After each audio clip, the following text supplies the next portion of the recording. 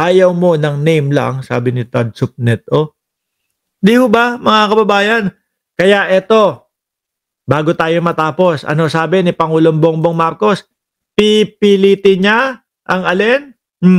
Pipilitin ko na kapag umalis ako sa pwesto, mayroon ng malaking pagbabago na napaganda ang buhay ng mga Pilipino. Kung ako lang ho ang tatanungin at kung may legal na pamamaraan na mapagstay ho ang Pangulong Bongbong Marcos, mga bossing, diyan sa kanyang posisyon, ay naku po, isa po ako sa susuporta doon.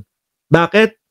Kasi ho, mga kababayan, isa po sa dahilan kung bakit paudlot-udlot po ang paglago ng ating bansa, isa po sa dahilan kung bakit po paputol-putol ang paglago ng ating bansa dahil po doon sa papalit-palit na presidente. Kagaya po niya, si Pangulong Bongbong Marcos, nakikita ho natin, seryoso sa pagsugpo, lalo na ng korupsyon, which is, ang korupsyon po ang talaga, mga kababayan, problema ng ating bayan. Bakit? Imbis na ho yung mga bulto-bultong pera na ipapatayo ng mga tulay, na ipapatayo ng kung ano-ano na makakapagpabilis ng ating ekonomiya, ng ating transportasyon, ibinubulsa ho ng mga politiko Di po ba?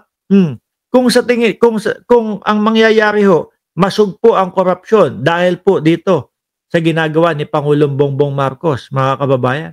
Aba, pataas ng pataas ho ang ating bansa. Kung mailagay yung mga tulay na inihingi ng budget na hindi ninakaw, bibilis ang transportasyon. Like example na lang, kunyari, Cebu, tapos papunta ng kailaliman ng Luzon. Tawid na lang ho. Di po ba? Kaya po, patuloy ang pagbagsak ng ating bayang Pilipinas dahil ho, dyan sa mga korap na yan. Kung ang mangyari, tapos na ang pamunuan ni Pangulong Bongbong Marcos, 2028 na, yung susunod na presidente, hindi itinuloy yung kanyang mga nasimulan, balik na naman po tayo sa zero. Di po ba? Sabi ni Todd Supnet, naging PMP o Prime Minister of the Philippines, sabi ni Todd Supnet. Hindi ho natin alam. Ako, miski ho ako, mga kababayan, hindi ko alam kung paano mapapanatili si Pangulong Bongbong Marcos upang sa ganon, tuloy-tuloy na po ang pag-unlad ng ating bayang Pilipinas. Sabi ni Janelle Vanderhurst, itong parali ng mga Duterte ang may malaking impact sa pagbagsak ng piso natin. Isa pa din ho yan. Sino ba naman ho ang may gaganahang mag-invest sa Pilipinas kung ganyan po yung mga nakikita? Sino po kaya ang gaganahang mag-tourist sa Pilipinas kung ganyan din po ang mga nakikita, mga bossing? Di po ba? Puro rally, tapos puro paninira lang ho, mga kababayan. Wala. Sila, yung nagiging sanhi po nung pagbagsak po ng Pilipinas. Pero ganun pa man po, hindi naman po pwedeng huminto ang ating Pangulo sa kanyang pagtatrabaho. Tuloy-tuloy pa din po. Kahit anong banat sa kanya, kahit anong paninira yung mga sinasabi sa kanya, si Pangulong Bongbong Marcos, rekta lang. Tuloy-tuloy lang po sa trabaho. Mga kababayan, nakita nyo, bago yung gym na ipinatayo, hindi ho nagpapa-apekto ang ating Pangulo dyan sa mga paadik-adik, bangag-bangag, paikot-ikot na lang po yan Sabi ni Todd Supnet, hindi ako mag-i-invest sa Pinas kung alam ko na mismo magiging empleyado ko mag-aaway-away dahil sa kanya-kanyang paniniwala. Isa pa yan. Yan ang maganda. President Marcos forever, sabi ni Crisandro B. Sasot. Di ba? Well, sabi ko nga sa inyo, kung merong paraan para mapanatili si Pangulong Bongbong Marcos na legal diyan sa kanyang posisyon, ako ho ay susuporta, mga kababayan, para tuloy-tuloy ang paglago ng ating bayan. Alisin ko ho ito Lumipat tayo, mabilisan lang kasi inaantok na din ako Anong oras na dito? Eto naman, mga bossing, yung mga DDS, gaya-gaya naman mga kababayan. Eto naman, si Sandro naman daw si Sandro naman ang kanilang binabanatan. Kung tayo, ang sinasabi natin, si Amy Marcos ay mukhang hindi tunay na anak ni Ferdinand Marcos Sr., sila din may version naman Sandro Marcos naman daw po. Ewan ko kung sino yung pinapakita nila.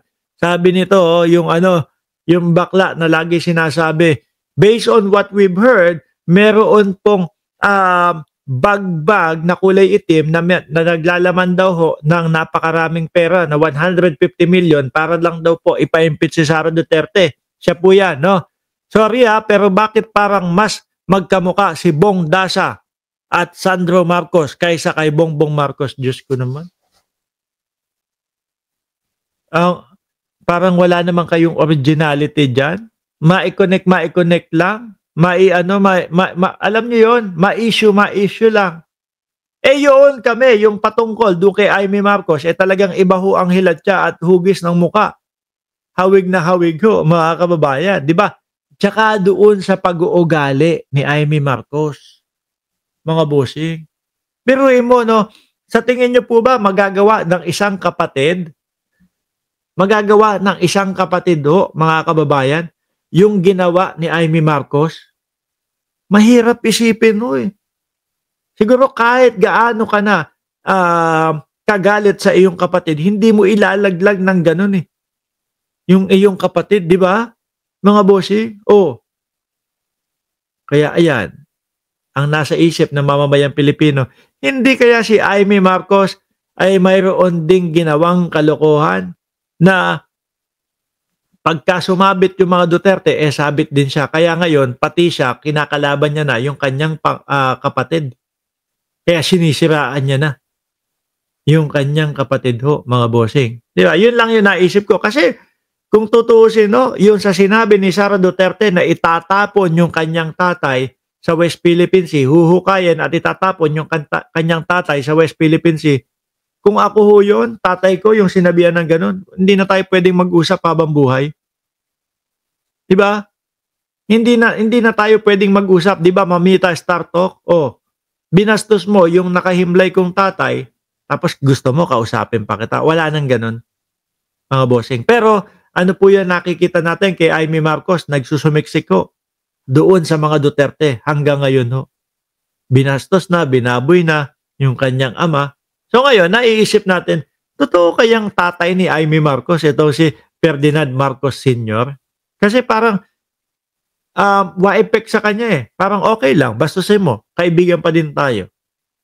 Diba? O paano, mga boss? Ako'y magpapaalam na, at least 30 minutes, nag-live tayo dito. Abangan nyo po sila Takeru Miyamoto at si Boss Nyolo at si Banat Boy dito po sa Birahan PH, mga kababayan.